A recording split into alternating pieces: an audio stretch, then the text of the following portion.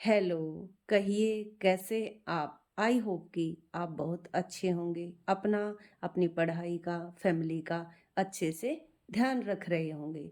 आज हम यहाँ पर करेंगे माइक्रो इकोनॉमिक्स में कंज्यूमर सरप्लस, हिक्स और मार्शल का। यहाँ पर कंज्यूमर सरप्लस को देखने के बाद आपके जितने भी डाउट्स हैं आज तक के, वो सारे क्लियर होने वाले हैं। इसलिए आप वीडियो को अंत तक देखिए, वीडियो को लाइक कीजिए, शेयर कीजिए, सब्सक्राइब कीजिए, क्योंकि आपके एक लाइक, शेयर और सब्सक्राइब से हमें मोटिवेशन मिलता है ताकि हम वीडियो को कंटिन्यू कर सकें। चलिए चलते हैं अपने टॉपिक पर। तन्हा बैठकर न देख हाथों की लकीर अपनी, ऊठ बांध कमर और लिख दे खुद तकदीर अपनी। ऐसे बैठे रहने से कुछ नहीं होगा, सफलता के लिए आपको काम करना ही पड़ेगा। निर्णय लेने और असफल हो जाना, इससे एक बात तो स्पष्ट है कि आप उस भीड़ का हिस्सा नहीं है जो असफल होने के डर से निर्णय ही नहीं ले पाए।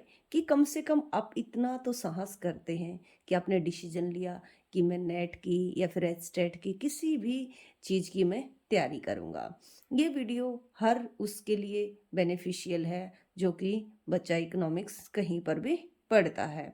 ऐसा नहीं है कि सिर्फ यूजीसी नेट के लिए है या एचटेट के लिए है, ऐसा बिल्कुल भी नहीं है। चाहे आप यूपीएससी की तैयारी करते हैं, कुछ भी करते हैं जहाँ पर आप इकोनॉमिक्स को पढ़ते हैं, तो हर बच्चे के लिए बेनिफिशियल। आइए स्टार्ट करते हैं।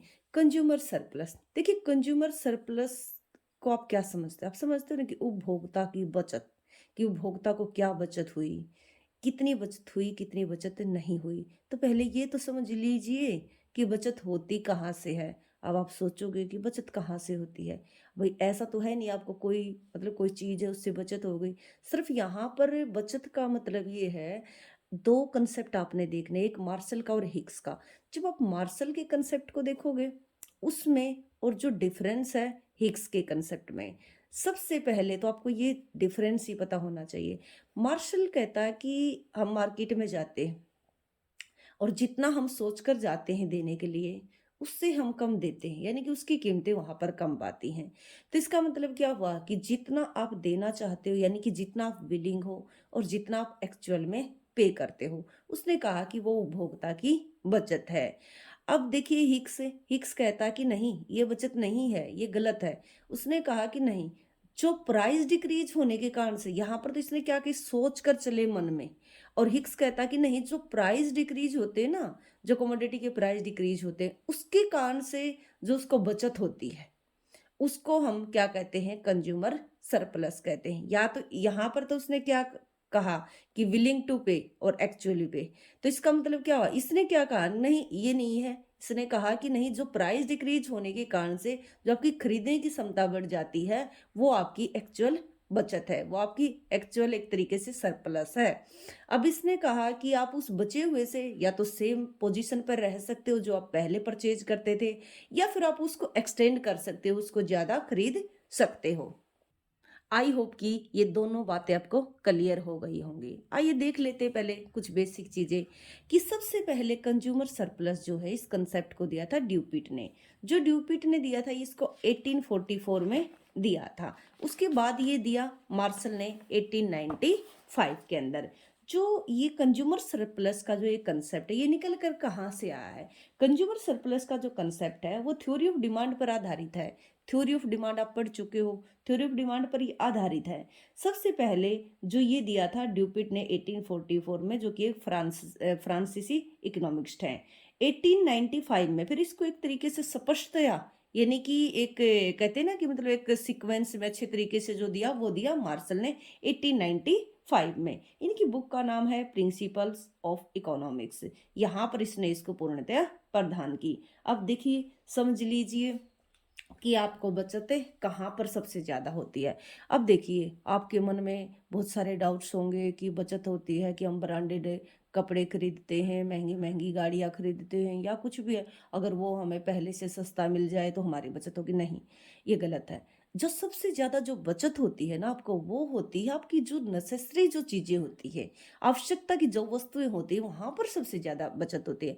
नमक ले लीजिए, तेल ले लीजिए, वाटर ले लीजिए, इस तरीके की जो चीज़ होती है कंज़्यूमर को सबसे ज़्यादा बचत होती है। देखिए आप सोच लीजिए, मान लिया जाए कि आप अरबपति, खरबपति हैं, आपके पास पैसे बहुत ज़्यादा हैं, लेकिन आपको बहुत ज़्यादा प्यास लगी हुई है और उस टाइम पर आपको पानी चाहिए और पानी आपको मिल नहीं रहा और किसी के पास आप पानी है, तो आप क्या करोगे? और आप मरने वाले हो, तो आप क्या करोगे? सब कुछ छोड़ने के लिए तैयार हो गए उस पानी के लिए। तो इसका मतलब क्या हुआ? सबसे ज़्यादा बचत कहाँ पर है? जो बेसिक चीज़ें हैं, जो नेसेसरी आपकी चीज़ें हैं। तो महँगी चीज़ों की बजाय जो हमारी जो नेसेसरी गुड्स होती हैं, वहाँ पर कंज़्यूमर को सबसे ज़्यादा बचत होती है। आई होप कि आप समझ रहे होंगे। जैसे कि नमक हुआ, समाचार पत्र हुए, पोस्ट कार्ड हुए, इन पर बहुत हम इनके लिए बहुत कुछ पे करने के लिए तैयार होते हैं।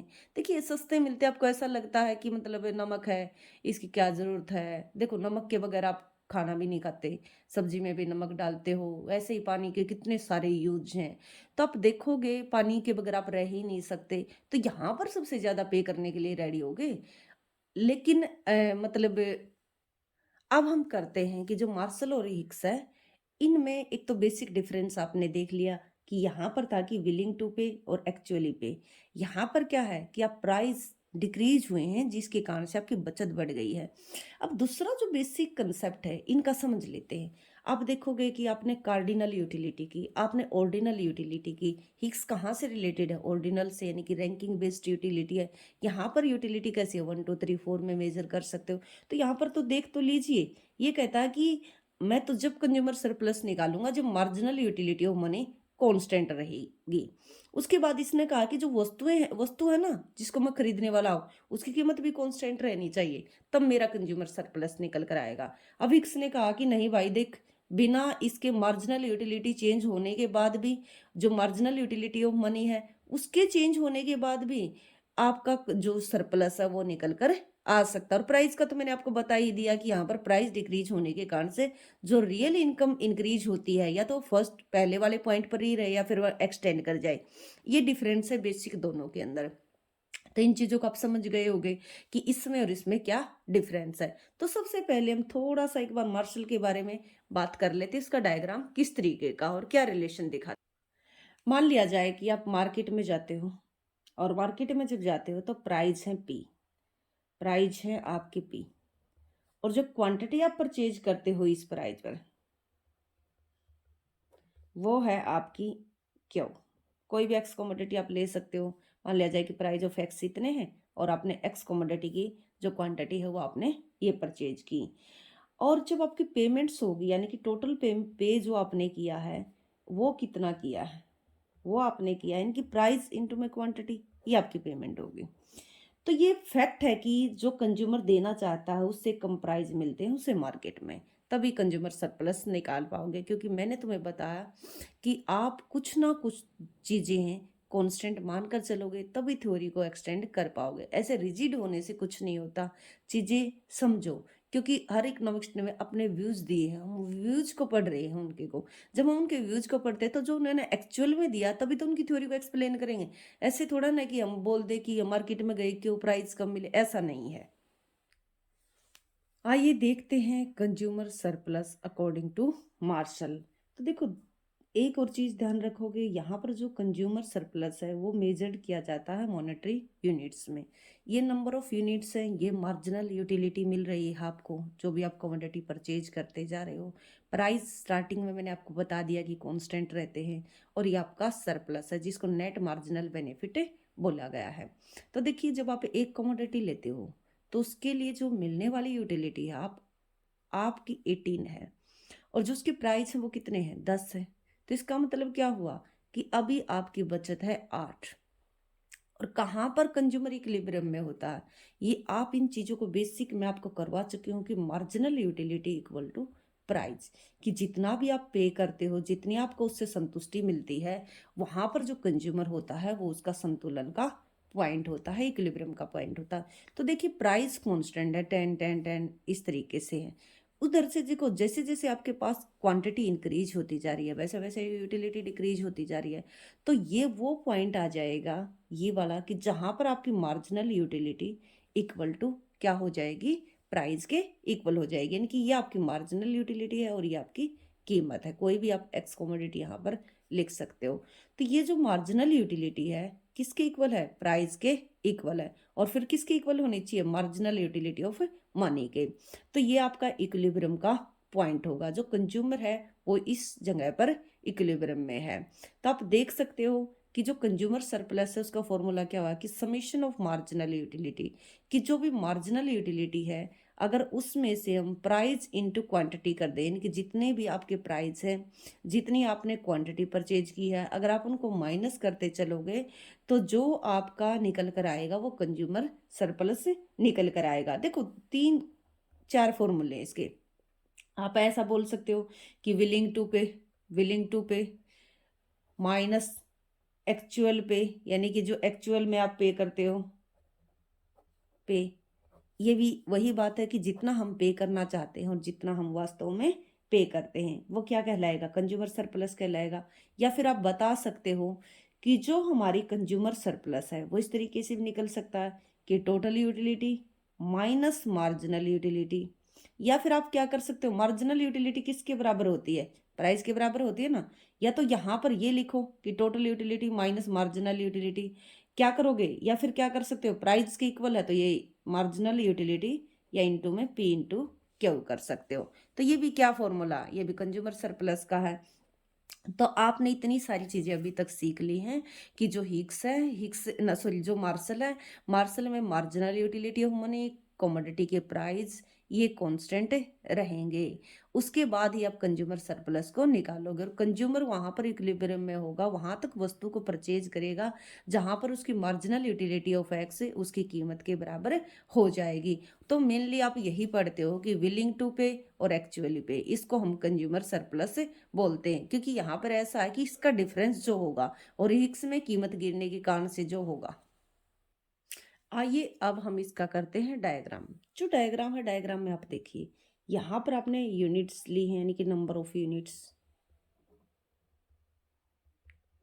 और यहाँ पर आपने लिया है एक तरीके से मार्जिनल यूटिलिटी को। अब कंफ्यूज मत होना, क्योंकि जो मार्जिनल यूटिलिटी है ना, जो मार्जिनल यूटिलिटी है वो किसके इक्वल होती है, प्राइस के। कि जो मार्जिनल यूटिलिटी मैं आपको बता चुकी हूँ प्राइस के, जैसे जैसे यूटिलिटी घटती रहेगी उसी के हिसाब से आपकी कीमतें भी गिरती रहेंगी। फर्स्ट टाइम पर जब आप परचेज करते हो 1 यूनिट तो आपको उससे यूटिलिटी मिलती है 18। जैसे आप सेकंड करते हो तो यूटिलिटी घटकर 16 हो जाती है, थर्ड करते हो तो 14, फोर्थ करते हो तो 12, फिफ्थ करते हो तो 10। तो और अभी आपने देखा था कि प्राइस किसके इक्वल थे, प्राइस इक्वल टू 10 थे, जो कि कांस्टेंट मान लिए गए थे। तो इस पॉइंट पर जाकर ये वो पॉइंट होगा, संतुलन का पॉइंट होगा, जहां पर आपकी marginal utility equal to price के हो जाएगी। तो एक तरीके से आप क्या कह सकते हो कि इससे ऊपर वाला जितना भी हिस्सा है ये सारा का सारा क्या कहलाएगा, कंज्यूमर सरप्लस कहलाएगा। जब आप निकालते हो इसको तो इसी तरीके से निकालते हो ना, ये तो मैंने निकाल कर दिखा दिया। फिर आप डायग्राम में क्या करते हो कि इस साइड लेते हो आप प्राइस, इस साइड आप प्राइस लेते हो और इस साइड आप क्या लेते हो, क्वांटिटी लेते हो। यहाँ पर क्वांटिटी लेते हो और फिर इस तरीके से आप एक प्राइस लाइन बना देते हो। और फिर एक इस तरीके से आप मार्जिनल यूटिलिटी या फिर इसको डिमांड भी बोल सकते हो, कि जैसे जैसे आपकी क्वांटिटी इंक्रीज करती जाती है वैसे वैसे आपकी यूटिलिटी क्या करती जाती है, डिक्रीज करती जाती है। देखो ये आप पढ़ चुके हो कि किस तरीके से हम मार्जिनल यूटिलिटी कर्व से डिमांड कर्व को ड्रॉ कर सकते। तो इसके लिए आप पहले जो वीडियो है उसको देख लीजिए कि मार्जिनल यूटिलिटी कर्व से डिमांड कर्व की डेरिवेशन कैसे हो सकती है। तो यहाँ पर हम मान लेते हैं कि ये कोई पी प्राइस है, यहाँ पर ये क्वांटिटी है, कोई क्यू क्वांटिटी है, और यहाँ पर हम एम ले लेते। ठीक है, ये मार्जिनल यूटिलिटी कर्व है। या फिर इसी से हम डिमांड कर्व कैसे ड्रॉ कर सकते हैं, इसको आप मेरे को दूसरी वीडियो देखनी पड़ेगी। अब देखिए, अब एक्चुअल में हम इतना पे करना चाहते हैं किसी कमोडिटी के लिए, लेकिन जो हम पे करते हैं हम इतना करते हैं। तो इसमें से अगर आप इसको माइनस करोगे तो आपका कंज्यूमर सरप्लस निकल कर आ जाएगा ये। तो एक और ध्यान अगर आपने दिया होगा तो यहाँ पर एक क्वांटिटी और प्राइस कि रिलेशन से कंज्यूमर सरप्लस निकाला है, या आप ये बोलो कि मार्जिनल यूटिलिटी के थ्रू हम क्या निकाल रहे हैं, कंज्यूमर सरप्लस की क्वांटिटी और प्राइस में रिलेशन को दिखाते हुए हमने कंज्यूमर सरप्लस को निकाला, ये कंज्यूमर सरप्लस है। अब देखिए इसका फॉर्मूला देख लेते हैं, फॉर्मूले से आप सभी फेमिलियर हो क्योंकि आप जब तैयारी कर रहे हो तो कंज्यूमर सरप्लस का जो मैथमेटिकल फॉर्मूला होता है वो क्या होता है, आइए देखिए कंज्यूमर सरप्लस निकालने के लिए आप क्या करते हो कि ये हमारा डिमांड फंक्शन होता है, यहाँ पर हम डिमांड फंक्शन निकालते माइनस करते हैं पी इंटू में क्यू, यानी कि टोटल में से अगर आप इसको इस तरीके से देखते हो कि ये हमारा डिमांड है और ये हमारी कीमतें थी, ये कीमतें थी, हमने इतना लिया, हम इतना क्वांटिटी परचेज कर रहे हैं, ओ एक्स पर हमने क्वांटिटी को लिया है और यहाँ पर हमने कीमत को लिया है, प्राइस को लिया है। जब हम देखो जैसे जैसे आपकी एक तरीके से जो क्वांटिटी बढ़ती जा रही थी, मार्जिनल यूटिलिटी घटती जा रही थी और जिसके कारण से आपके प्राइस भी गिरते जा रहे थे, ये वो समय आया जहाँ पर आपकी marginal utility equal to price. अब इस फॉर्मूले के थ्रू देखते हैं, देखिए टोटल डिमांड है हमारी ये, यानी कि टोटल डिमांड फंक्शन, ये इनवर्स डिमांड फंक्शन होता है। जब आपको मैथमेटिकल करवाऊंगी तो तब आपको पता चल जाएगा। इसमें से इस टोटल में से ये जितना भी टोटल है, अगर हम इसमें से पूरे के पूरे में से P इंटू क्यू कर दें, यानी कि अगर प्राइस और क्वांटिटी को हम माइनस कर दें तो हमारे पास क्या बचता, यही बचता ना, तो ये हमारा कंज्यूमर सरप्लस हो जाएगा। तो ये है इसका फॉर्मूला कंज्यूमर सरप्लस निकालने का, कि कंज्यूमर सरप्लस के लिए क्या होता है, यहाँ पर डिमांड फंक्शन होता है। अगर आपको डी इस साइड रखा हुआ हो, इस तरीके से दिया तो पहले उसको पी में कन्वर्ट करना पड़ेगा, उसको हम कहते हैं इनवर्स डिमांड फंक्शन। और फिर क्या करोगे, प्राइस जितने भी हैं और क्वांटिटी को आप मल्टीप्लाई करोगे और जो भी ये आएगा निकल कर उसमें से अगर इसको माइनस कर दोगे पूरे डिमांड फंक्शन में से, डिमांड फंक्शन का क्या मतलब होता है, एक फंक्शनल रिलेशन होता है प्राइस और क्वांटिटी में। और यहाँ पर ये जो कंज्यूमर सरप्लस निकालते हो तो इनवर्स डिमांड फंक्शन होता है। जैसे कि आपने पढ़ा है ना, नेट में भी एक बार ये क्वेश्चन आया था कि हम पढ़ते कि डिमांड फंक्शन होता है प्राइस का, यानी कि अगर प्राइस इंक्रीज होते हैं तो डिमांड डिक्रीज होते हैं, लेकिन वहाँ पर क्या लिखा हुआ था कि इसका इनवर्स बताओ। तो इसका मतलब क्या था कि प्राइस जो है वो किसका फंक्शन है, डिमांड का। तो यहाँ पर जब आपकी डिमांड इंक्रीज होती है तो प्राइस इंक्रीज होती है, डिमांड डिक्रीज होती है तो प्राइस भी क्या करते हैं, डिक्रीज करते हैं। तो ये इसकी बात कर रहे हैं हम, इनवर्स डिमांड फंक्शन की। तो जो इनवर्स डिमांड फंक्शन है इसको यहाँ पर हम लेंगे, माइनस करेंगे पी इंटू क्यू, तो आपका निकल कर आ जाएगा कंज्यूमर सरप्लस। आई होप की, और ये मार्शल का कंज्यूमर सरप्लस है। अभी तक मार्जिनल यूटिलिटी ऑफ मनी और प्राइस ऑफ कमोडिटी कांस्टेंट रहे हैं। आइए हम देखते हैं कि अगर जो हिक्स कहते हैं कि अगर हम इसको इंडिफरेंस करो से निकालना चाहें ना तो भी हम जो मार्शल का कंज्यूमर सरप्लस है उसको निकाल सकते। देखो वो दो तरीके से आपको बताएगा, एक तो मार्जिनल यूटिलिटी ऑफ मनी को जो इन्होंने कॉन्स्टेंट माना उसको रिलैक्स कर देगा, यानी कि वो चेंज होते हुए भी आपको दिखाएगा कि कैसे कहाँ पर कितना कंज्यूमर सरप्लस होता है। दूसरा आपको वो ये भी बताएगा कि marginal utility of money constant रहते हुए भी हम इंडिफरेंस क्रॉस से किस तरीके से कंज्यूमर सरप्लस निकाल सकते हैं। आइए देखते हैं कि मार्जिनल यूटिलिटी ऑफ मनी अभी भी यहाँ पर कांस्टेंट है और प्राइस ऑफ कमोडिटी वो भी क्या है, कांस्टेंट है। तब हम जो मार्शल का जो कंज्यूमर सरप्लस है उसको इंडिफरेंस करा उससे कैसे निकाल सकते हैं। हम लेते हैं स्टार्टिंग में कि ये हमारी कोई एक बजट लाइन है, ये बजट लाइन है। अब बजट लाइन आप इंडिफरेंस कराओ में कर चुके हो, एम डैश कोई बजट लाइन है और यहाँ पर हम लेकर चलते हैं कि कंज्यूमर यहाँ पर इक्विलिब्रियम में होता है। आपको पता है ना, जहाँ पर बजट लाइन का स्लोप इंडिफरेंस करो के स्लोप के बराबर होगा और जो इंडिफरेंस करो कॉन्वेक्स टू द ओरिजिन होगा, वहीं पर क्या होगा, जो कंज्यूमर है वो इक्विलिब्रियम में होगा। हम मानकर चलते कि ये उसका इक्विलिब्रियम का पॉइंट है, कोई ई पॉइंट है, इस पर वो इतनी क्वांटिटी लेता है और देखो डिफरेंस आ गया है। जब हमने इंडिफरेंस करा गया, इधर क्वांटिटी आ गई है और इधर इनकम आ गई है, इसलिए जब हम उसको ऐसे लेते थे ना कि इतने में से पहले हम इतना देने के लिए तैयार हैं फिर इतना देते हैं, ऊपर वाला कंज्यूमर सरप्लस होगा, इसमें डिफरेंस आ जाएगा। इसमें ऊपर वाला कि हम इतना खर्च करना चाहते हैं लेकिन हम कितना खर्च करते हैं उसके आधार पर आप कंज्यूमर सरप्लस निकालोगे। तो ये कहते हैं कि ई पॉइंट हमारा इक्विलिब्रियम का पॉइंट है, इस पर इतनी क्वांटिटी है और यहाँ पर आप देखोगे कि इतनी क्वांटिटी परचेज करने के लिए आप ओ ए के बराबर मनी जो है खर्च करना चाहते हो। इतना खर्च करना चाहते हो इतनी क्वांटिटी के लिए, ये आपका संतुलन का पॉइंट है। अब देखिए, ये तो है सिर्फ इक्विलिब्रियम की बात। अब वो कहते हैं कि यदि उस वो उसकी ये उसकी बजट लाइन है, आपने पढ़ चुके हो कि बजट कंस्ट्रेंट होती है, एक बजट बाधा होती है। वो इतना पैसा अपने पास रखे ओएम के बराबर, तब भी उसको उतनी संतुष्टि मिलेगी अगर वो कोई भी कमोडिटी नहीं खरीदता है। अगर वह एक्स कमोडिटी को जीरो कर दे तब भी उसको इतनी ही संतुष्टि मिलेगी। तो क्यों ना वो ऐसा करे कि कुछ कमोडिटी ही खरीद ले, कुछ ना कुछ तो खरीदना पड़ेगा ही। तो कुछ ना कुछ अगर वो कमोडिटी परचेज करता है तो उसका इंडिफरेंस करो निकल कर आता है यहाँ से।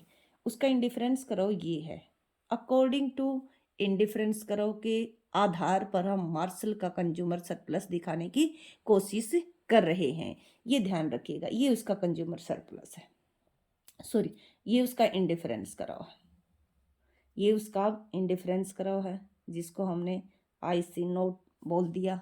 हम ई पॉइंट पर इक्विलिब्रियम थे, ये कोई बी पॉइंट है। अब देखो, इसका मतलब है कि वो अगर इसकी जीरो क्वांटिटी परचेज करता है, एक्स को बिल्कुल भी नहीं लेता, तो उसके पास इतनी मतलब उसके पास इतना बचता है।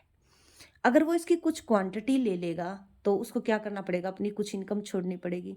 तो इसके लिए वो जहाँ पर सरप्लस में है, वो इसके लिए कितना पे करना चाहता है, इतना। लेकिन यहाँ पर ये चीज़ देखना कि यहाँ पर जैसे ये बजट लाइन है ना, इसके टेंजेंट बिल्कुल आप एक दूसरी बजट, ये देखिए, ये बिल्कुल इसके पैरेलल होनी चाहिए। ये आपको दिखाता है कि वो इतना परचेज, अब देखो इतनी क्वांटिटी के लिए वो इस अपने इंडिफरेंस, यहाँ संतुलन का पॉइंट था उसका, कि वो स्टार्टिंग में जब जाता है मार्केट के अंदर, तो उसको ये एक तरीके से उसका, अगर आप उसका देखोगे संतुलन, तो ये होना चाहिए उसका इक्विलिब्रियम का पॉइंट। लेकिन अब यहाँ पर इक्विलिब्रियम से पहले, इक्विलिब्रियम को तो हम दिखा ही नहीं रहे, हम तो कंज्यूमर सरप्लस को दिखा रहे कि उसकी बचता कितना। तो उसके पास टोटल इनकम ये है, या तो ऐसा करे सारा पैसा अपनी जेब में रखे, कुछ भी परचेज ना करे, या फिर वो क्या कर सकता है, इसके लिए कुछ ना कुछ परचेज कर सकता। तो अच्छा है कि कुछ परचेज कर ले, तो इक्विलिब्रियम में तो बाद में होगा। तो वो करें कि इससे इतनी ही क्वांटिटी के लिए वो जो है, देखिए यहाँ पर इक्विलिब्रियम में है, लेकिन ये उसका इंडिफरेंस का है जो इनिशियल है, जब वो मार्केट में जाता है। तो जब वो मार्केट में जाता है तो इतनी क्वांटिटी के लिए, इतनी ओ क्यू क्वांटिटी के लिए वो पे करना चाहता है OA1, कि वो इतना रेडी है। वो घर से ये सोच कर चलता है कि मैं इतना क्वांटिटी लेकर आऊँगा, उसके लिए मैं इतना पेमेंट कर दूंगा OA1। लेकिन जब वो एक्चुअल में जाता है मार्केट में, तो वो देखता है, क्योंकि हमने देखा कि कंज्यूमर सरप्लस निकालने के लिए कि इफेक्ट है कि जो मार्केट में जाता तो उसको वस्तु सस्ती मिलती है। सस्ती होने के कारण से अब इतनी ही क्वांटिटी के लिए वो पे करता है इतना। अब देखो पहले कितनी इनकम खर्च करता था इतनी, अब कितनी खर्च करता है इतनी। तो ये इनडिफरेंस करो के अकॉर्डिंग अगर निकालोगे, तो ये भी पेपर में पूछा हुआ है नेट में, तो ये कंज्यूमर सरप्लस हो जाएगा। दूसरी बात क्या है, अभी इसको समझना और भी आगे मतलब जारी रखेंगे। ई से बी पर जो ई पॉइंट है ना, ई पॉइंट पर जो इंडिफरेंस करो का स्लोप है, बी पॉइंट पर जो इंडिफरेंस करो का स्लोप है, दोनों एक दूसरे के बराबर है।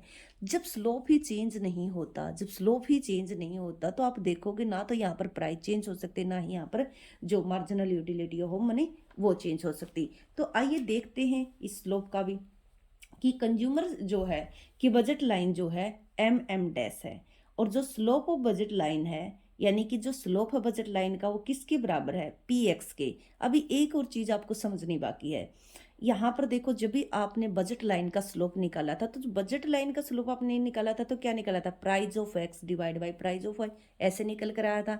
तो देखो अब वाई की जगह यहाँ पर क्या है, इनकम है। तो यहाँ पर इसको कैसे निकालोगे, ऐसे निकालोगे कि जो इसका जो स्लोप है, जो ये भी कोई एक बजट लाइन है, इसका जो स्लोप है वो क्या हो जाएगा, कि प्राइस ऑफ एक्स कमोडिटी और प्राइस ऑफ मनी, यानी कि जो प्राइस ऑफ मनी है उसकी बात करोगे, इसके नीचे क्या आ जाएगा, इनकम आ जाएगी। और यहाँ पर जो आप देखोगे ना, price of 1 unit of monetary income is 1, इसको हम इक्वल टू 1 मान लेते हैं। देखिए यहाँ पर जो अब मैं तुम्हें बताने वाली हूँ वो थोड़ा सा पेशेंस से समझिए। मैंने आपको बताया है कि the price of 1 unit of monetary income is 1। Monetary income को हम जो है यहाँ पर एक के इक्वल मानते। कैसे निकाला था, कि price of X divide by price of Y. तो यहाँ पर price of X divide by price of M करेंगे। एम क्या है, इक्वल टू 1 है। तो इसका मतलब क्या हुआ, प्राइस ऑफ एक्स किसके इक्विलिब्रियम में कहाँ पर होते हो, जहाँ पर मार्जिनल यूटिलिटी और प्राइस एक दूसरे के इक्वल होते हैं। तो चाहे आप इस IC1 पर हो चाहे IC2 पर हो, इसके ऊपर जो स्लोप है इस इंडिफरेंस कर्व का, और जो इंडिफरेंस कर्व का स्लोप जो बी पर है, दोनों पर इक्वल है। तो मैंने ये फॉर्मूला आपके लिए लिख दिया है, उस फॉर्मूले को एक बार समझ लीजिए। देखिए फॉर्मूला क्या कहता है कि स्लोप ऑफ इंडिफरेंस करो ई पॉइंट पर जितनी भी आप क्वांटिटी परचेज करते हो एक्स की, वो किसके इक्वल है, मार्जिनल रेट ऑफ सब्स्टिट्यूशन। क्योंकि इंडिफरेंस करो का स्लोप क्या होता है, माइनस ही होता है ना। और एक्स एंड वाई लिखते थे, वाई एक्स पर मनी है, इनकम को लिया गया, मनी नहीं बोलोगे, इनकम को लिया गया है। तो मार्जिनल यूटिलिटी ऑफ एक्स करोगे और नीचे क्या करोगे, यानी कि जो भी आपकी इनकम है। तो जब इसकी हमने पर यूनिट जो एक तरीके से वो मान लिया 1, तो किसके इक्वल आए, मार्जिनल यूटिलिटी ऑफ एक्स के। और मार्जिनल यूटिलिटी ऑफ एक्स वहाँ पर इक्विलिब्रियम में है किसके, प्राइस ऑफ एक्स के। इसलिए बजट लाइन का जो स्लोप है हमने क्या माना कि प्राइस ऑफ एक्स के इक्वल है। उसी प्रकार से बी पर भी यही है सेम। तो इसका मतलब क्या हुआ कि चाहे आप IC1 इंडिफरेंस करो लो, चाहे आप IC2 लो, इन दोनों पर जो स्लोप है वो कैसा है, इक्वल है। तो ये स्लोप इक्वल रहने का यही मतलब है कि यहाँ पर मार्जिनल यूटिलिटी ऑफ मनी अभी इन्होंने बता दिया ना कि इक्वल टू 1 है, ठीक है। और प्राइस भी क्या है, दिए हुए हैं। दिए हुए प्राइस और दी हुई मार्जिनल यूटिलिटी मनी के थ्रू आप कंज्यूमर सरप्लस निकाल सकते हो। इन डिफरेंस कर्व से मार्शल का कंज्यूमर सरप्लस हमने ये निकाल दिया। आइए आगे हम देखते हैं कि हिक्स ने अपना कंज्यूमर सरप्लस किस तरीके से दिया है। आइए देखते हैं कि जो अल्टरनेटिव मेजर है कंज्यूमर सरप्लस का, यानी कि प्रॉपर जो हिक्स ने अपना और जो एक तरीके से मार्शल उसका डिफरेंस दिखाया है। उसने कहा है कि एक बजट लाइन है एम, कोई भी एम डैश आप ले सकते हो, जो पीछे थी वही सेम डायग्राम में थोड़ा सा चेंज है। तो ये एम डैश, अब यहाँ पर डिफरेंस क्या, उसने क्या किया कि जो मार्जिनल यूटिलिटी ऑफ मनी है उसकी कांस्टेंट जो था वहाँ पर उसको रिलैक्स कर दिया। अब यहाँ पर marginal utility of money constant नहीं है। अब देखोगे कि जब वो कंज्यूमर सरप्लस जो कंज्यूमर इक्विलिब्रियम में है वो यहाँ पर है, उसका इंडिफरेंस करो इस पॉइंट पर उसको टेंजेंट करता, जो कि आप पीछे पड़ चुके हो। अब आप देखते हो कि यदि अकॉर्डिंग टू हिक्स अच्छा होगा कि कंज्यूमर एक्स वस्तु के बिना रहने मतलब रहने की बजाय उसको कुछ खरीद लिए। इसलिए हम एक IC नोट जो है इंडिफरेंस करो उसको ड्रॉ करते हैं। यहाँ से हम लेंगे जिस तरीके से वो हमने लिया था।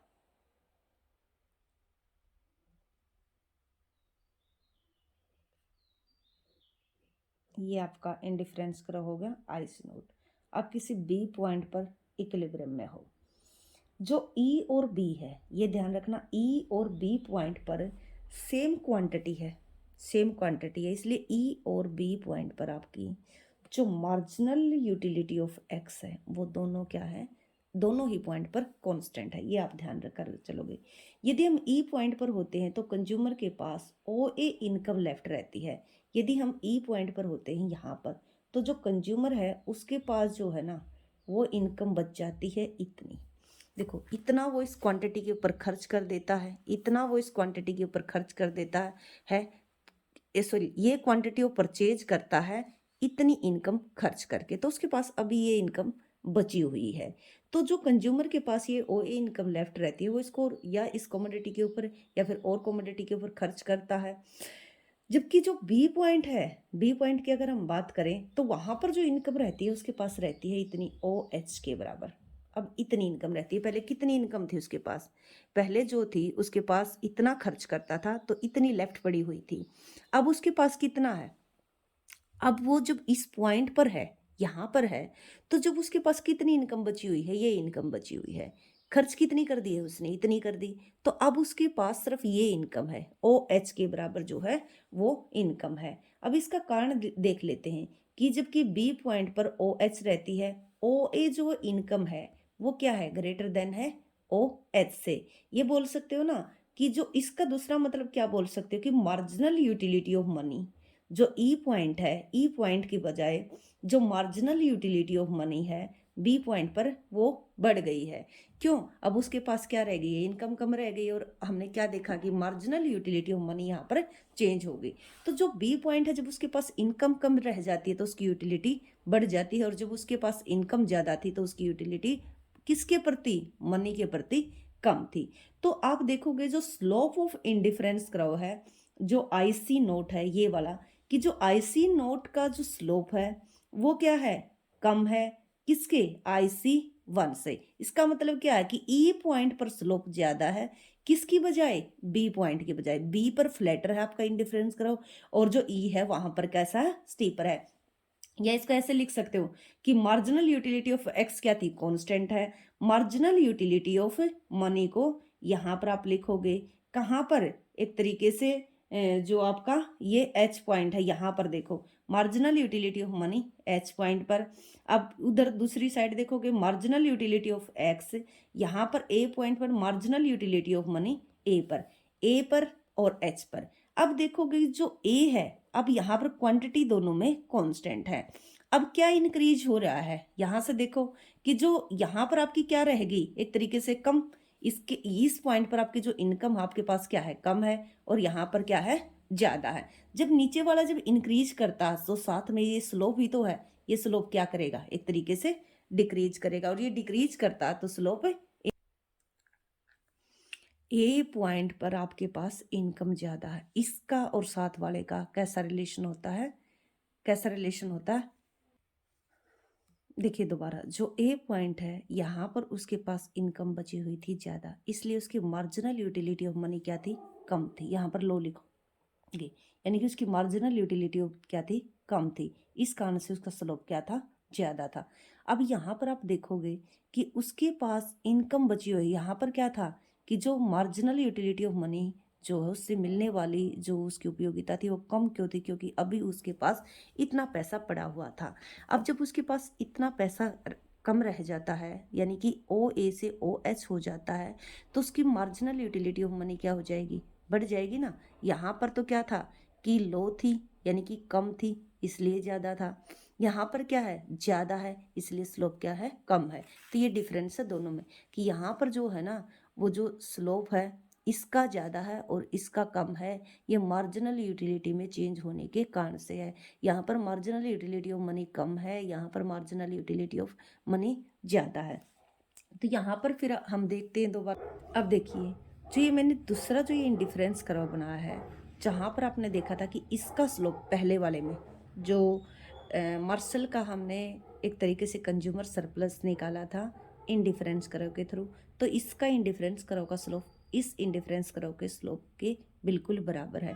तो यहाँ पर ये बताना चाहता है जो हिक्स है, वो ये बताना चाहता कि अगर हम मार्शल के अकॉर्डिंग निकालते, मार्शल के अकॉर्डिंग कुछ भी यहाँ पर डी पॉइंट आप लिख सकते हो, तो वो कह रहा है कि यदि हम मार्शल के अकॉर्डिंग निकालते हैं तो कंज्यूमर सरप्लस निकल कर आता है ज़्यादा। यदि हम हिक्स के अकॉर्डिंग निकालते हैं, कब, जब marginal utility of money change होती है तो कंज्यूमर सरप्लस निकल कर आता है कम। तो आप देखोगे कि जो हिक्स का जो कंज्यूमर सरप्लस है, जो हिक्स का जो कंज्यूमर सरप्लस है वो क्या है, कम है मार्शल के कंज्यूमर सरप्लस से। तो ये आपको आई होप कि समझ में आ गया होगा। इस वीडियो को दोबारा देख लीजिए, अगर एक बार में समझ में नहीं आता है, अगर कुछ आपको लगता है कि मुझे ये चीज़ समझ में नहीं आई, तो आप क्या कर सकते हो, कमेंट कर सकते हो, मुझे पूछ सकते हो कि इसका क्या मतलब है, मैं आपको उसके बारे में दोबारा बता दूंगी। थैंक यू सो मच आपको यहाँ तक वीडियो देखने के लिए। वीडियो को लाइक कीजिए, शेयर कीजिए और सब्सक्राइब कीजिए।